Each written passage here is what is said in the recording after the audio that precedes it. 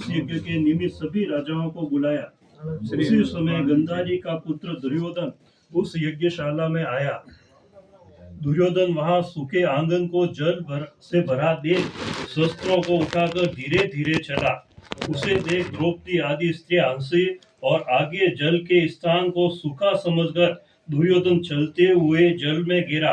उस समय संपूर्ण तपस्वी राज तथा द्रौपदी आदि स्त्रियों ने दुर्योधन का उपास किया। यह देख दुर्योधन अत्यंत क्रोधित हो अपने मामा के साथ हस्तिनापुर को चला गया। उस समय शकुनी ने दुर्योधन से मधुर वचन में कहा, हे राजन, आप अपने क्रोध को अपने कार्य के लिए छोड़ दें, क्योंकि जुआ खेलने से आप सारे राज्य को प्राप्त कर सकते हैं। हे राजन, यज्ञ मंडप में चलने के लिए उठिए। ऐसा ही हो कहकर दुर्योधन यज्ञ मंडप में आए। इतने में सभी राजा यज्ञ समाप्त कर अपने अपने देश को चले गए। इसके पश्चात राजा दुर्योधन ने हस्तिनापुर में आकर युधिष्ठिर, भीम, अर्जुन आदि पांडु पुत्रों को बुलाकर जुआ खेलना आरंभ किया। कपट से उनके राज्य को स्वयं हड़प लिया और निरपराधी पांडवों को जीतकर वन में भेज दिया। अब पांडव वन वन घूमने लगे। यह समाचार सुनकर भगवान श्री कृष्ण पांडवों को देखने की इच्छा करके उनके पास वन में पहुंचे। श्री सूत जी बोले, हे ऋषियों, वन में रहने पर दुख से दुर्बल पांडव जगदीश्वर कृष्ण को देख उन्हें प्रणाम करने लगे। युधिष्ठिर बोले, हे जगदीश्वर, परिवार सहित मैं बहुत दुखी हूँ। इस दुख के सागर से मुक्ति का उपाय बताइए। हे भगवान, किस देवता की पूजा से हम अपना राज्य प्राप्त कर सकते हैं, अथवा किस व्रत को करूं जिससे आपके प्रसाद से मेरा हित हो। श्री कृष्ण बोले, हे युधिष्ठिर, श्री अनंत भगवान का पूजन व्रत पुरुषों तथा स्त्रियों को करना चाहिए। इससे सभी मनोरथों के पूर्ण होने के साथ सब पाप नाश हो जाते हैं। तब युधिष्ठिर बोले, हे श्री कृष्ण जी, आपके कहे हुए अनंत भगवान कौन है? क्या शेषनाग है, क्या तक्षक सर्प है, अथवा परमात्मा को अनंत कहते हैं? ये केशव, ये अनंत कौन है? कृपा कर हमें यथार्थ कहिए। श्री कृष्ण जी बोले, अनंत रूप मेरा ही है। सूर्योदय ग्रह यह आत्मा को कहे जाते हैं। पर विपद, दिन रात, पक्ष, मास, ऋतु, वर्ष, युग सब काल कहे जाते हैं। जो काल कहे जाते हैं वही अनंत कहा जाता है। मैं वही कृष्ण हूँ जिसने पृथ्वी का भार उतारने के लिए अवतार धारण किया है और दुष्टों का नाश तथा साधुओं की रक्षा करने को वासुदेव के वंश में जन्म लिया है। आदि मध्य अंत कृष्ण, विष्णु, हरि, शिव, वैकुंठ, सूर्य, चंद्र और सर्वव्यापी ईश्वर तथा सृष्टि जो नाश करने वाले विश्व रूप, महाकाल इत्यादि रूपों को मैंने अनंत के ज्ञान के लिए दिखलाया है।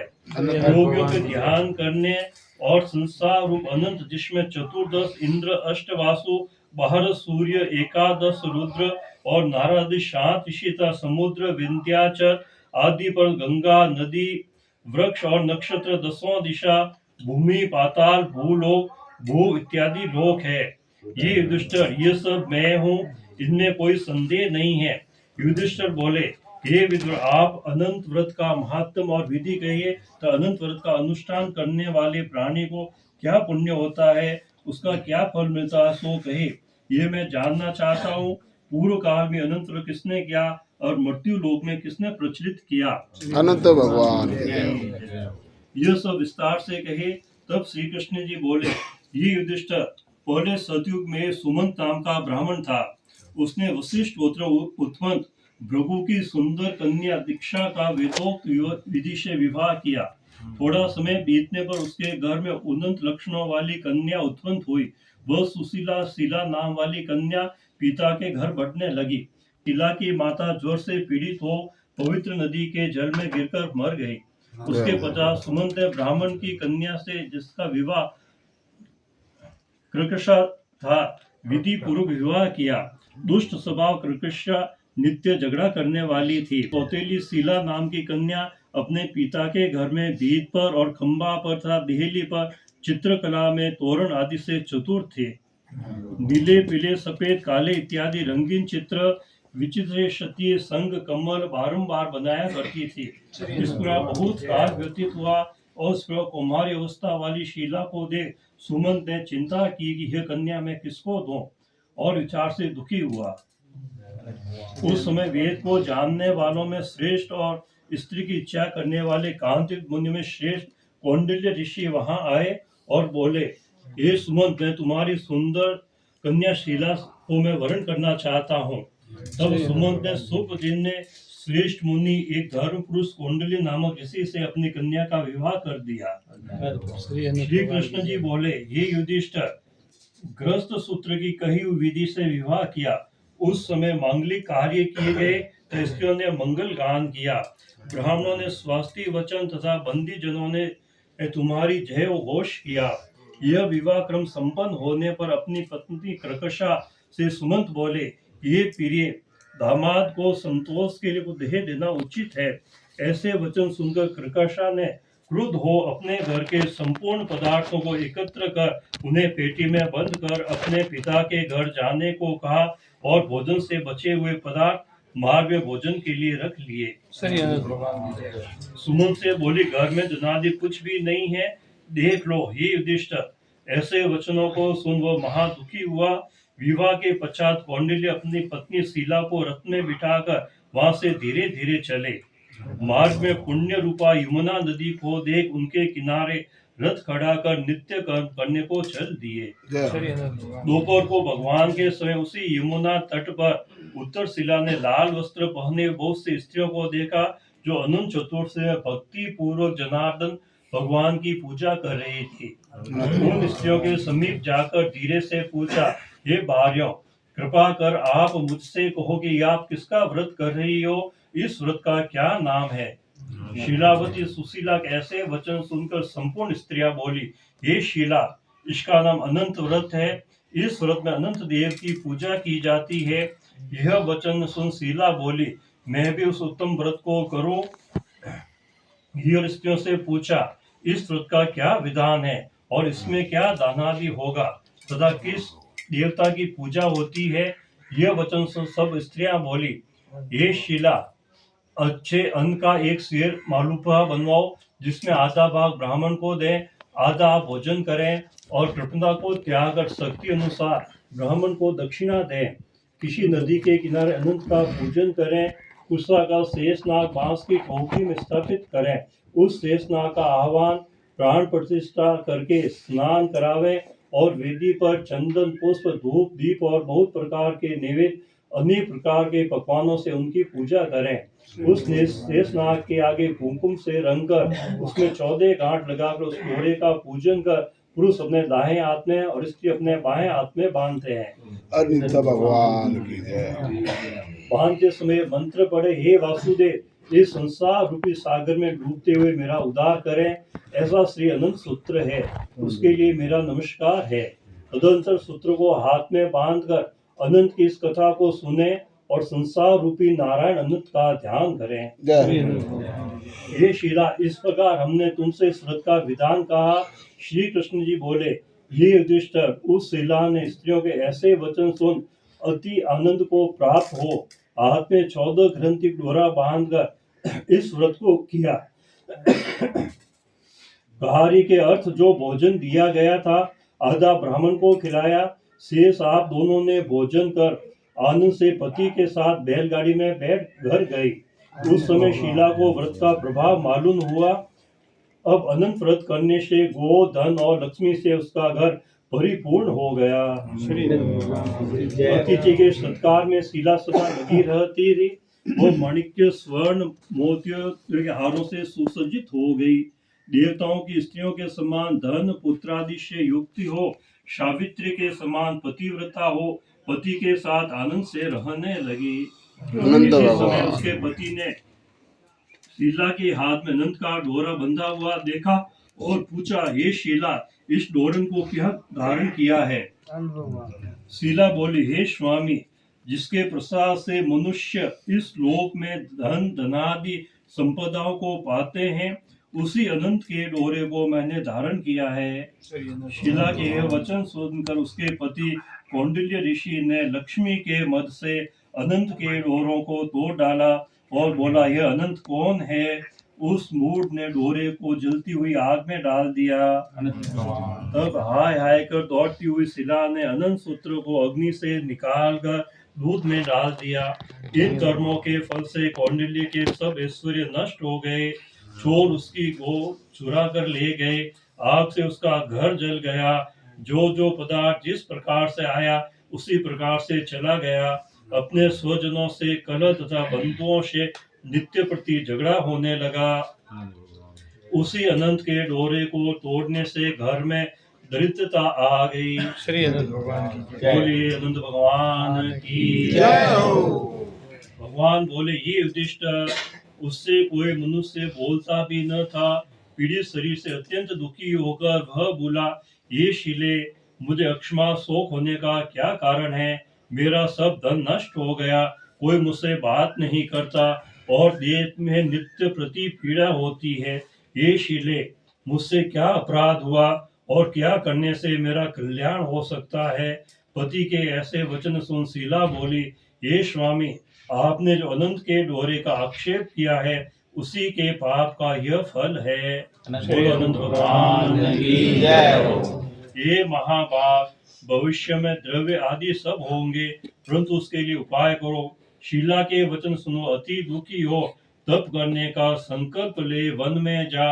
आयु लक्षित करके तप का विचार करने लगा कि ऐसे जगदीश्वर अनंत का दर्शन जिसकी प्रसन्नता से द्रव्य आदि पदार्थ मिलते हैं और उसके हतक्षय सब पाप नष्ट हो जाते हैं, कहाँ पर मिलेंगे? धनादि पदार्थ होने के सुख से तथा न होने के दुख से यह विचार करता है वह निर्जन वन में घूमने लगा। बोलो अनंत भगवान की जय हो। वहां उसने फलों से संपन्न एक वृक्ष देखा जिसमें कीड़े पड़ गए।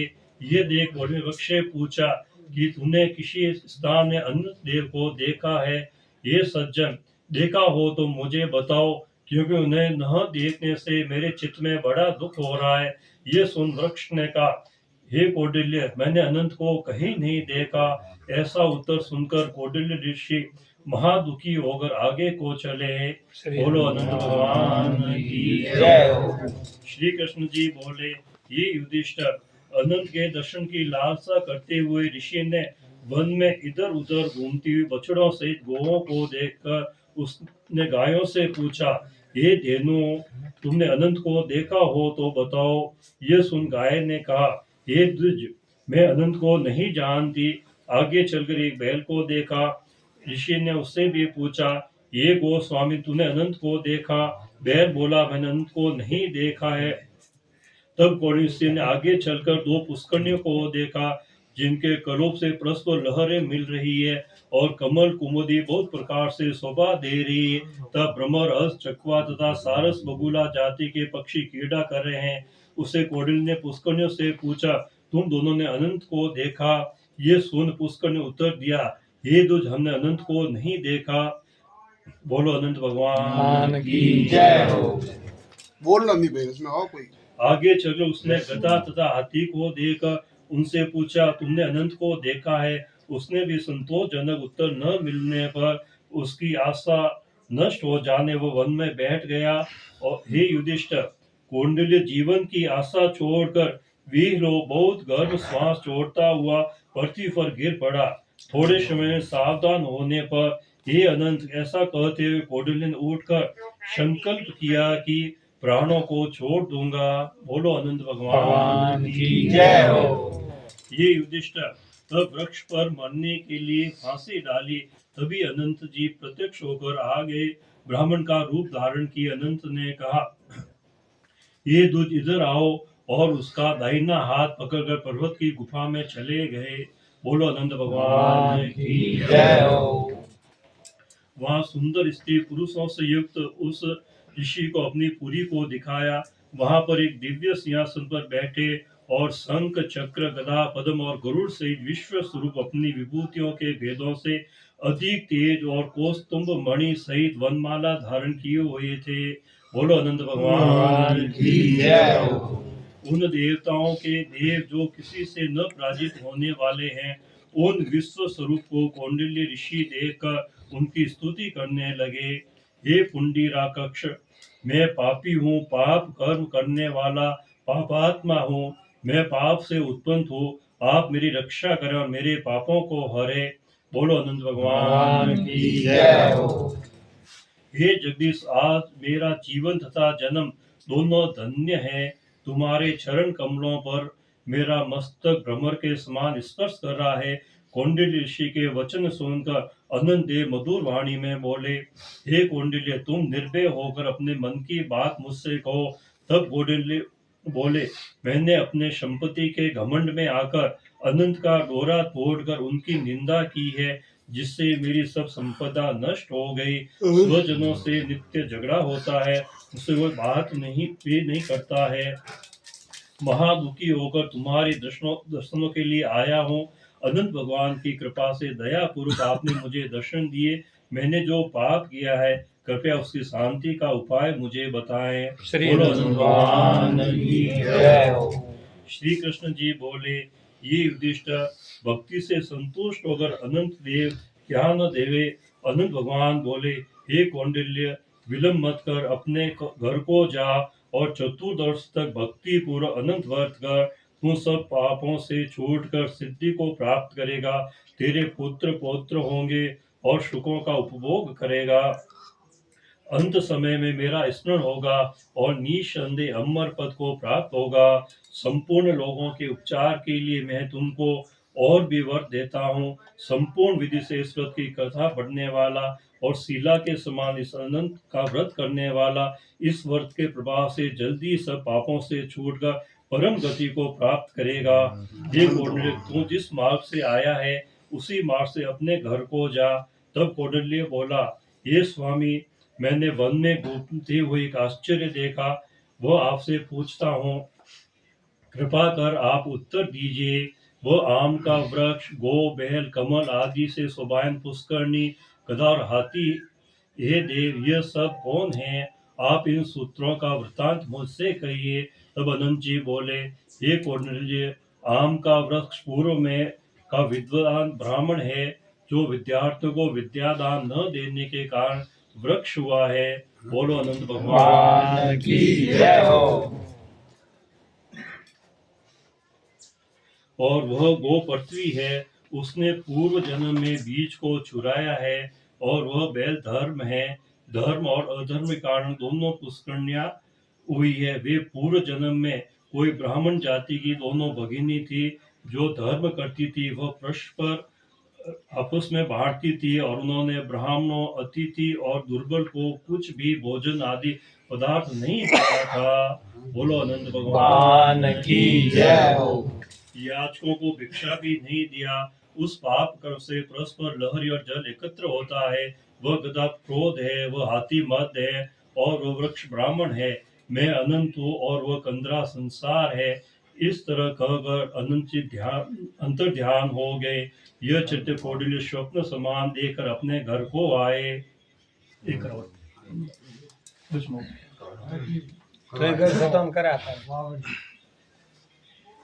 श्री कृष्ण जी बोले, ये युधिष्ठिर, कौंडिल्य ने चतुर्थ अनंत व्रत किया।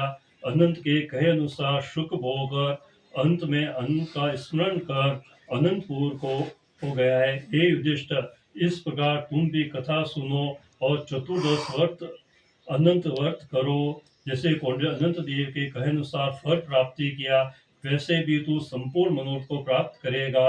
आख्यान सहित व्रत करने से एक ही वर्ष में मनोरथ पूर्ण होकर फल प्राप्त होता है। ये युधिष्ठिर, ये व्रत मैंने आपको सुनाए।